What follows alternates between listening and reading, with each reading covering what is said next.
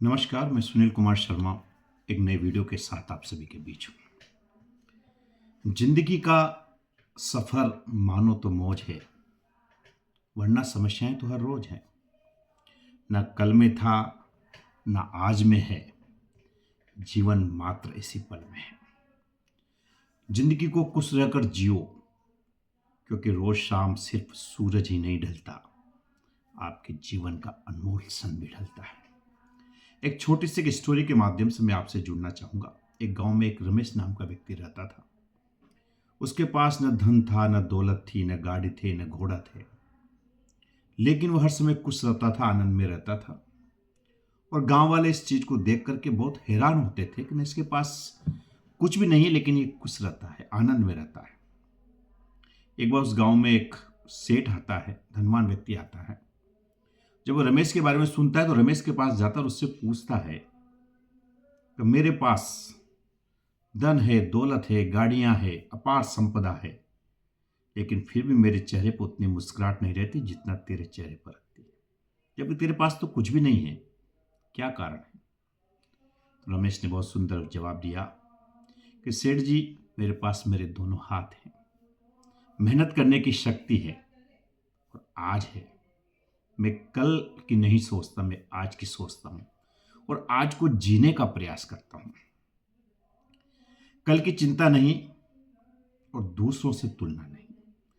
ना तो मैं कल की चिंता करता हूं और न मैं दूसरों से अपनी तुलना करता हूं कि मेरे पास क्या है और दूसरे के पास क्या है। वर्तमान में आदमी परेशान इसी से है, वो खुद की खुशी से खुश नहीं है, दूसरों की खुशी देखकर दुखी होता है।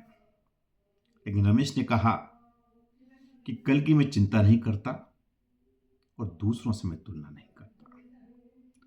असली अमीरी मुस्कान में नहीं, असली अमीरी जो है वो मुस्कान में है, सामान में नहीं है। सेठ घर जाता है, रात भर उसको नींद नहीं आती, सोचता है, विचार करता है। दूसरे दिन वो रमेश के पास आता है और कहता है कि वास्तव में तूने जो कहा वो सही है, मेरे पास सब कुछ है, सामान है, धन है, दौलत है, लेकिन खुशी नहीं है, मुस्कुराहट नहीं है। मैं रात भर चिंतित रहता हूँ, दिन भर व्यापार को लेकर चिंतित रहता हूँ। तो रमेश ने कहा, खुशी बाहर नहीं है, हमारे सोचने के तरीके में ही खुशी है। अगर हमारा सोचने का तरीका ठीक प्रकार होगा तो हम खुश रह सकते हैं।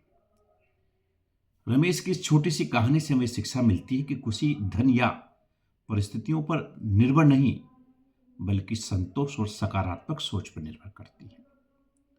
जो वर्तमान में खुश रहना सीख जाता है, वही सच्चे अर्थों में जीवन जीना सीख जाता है।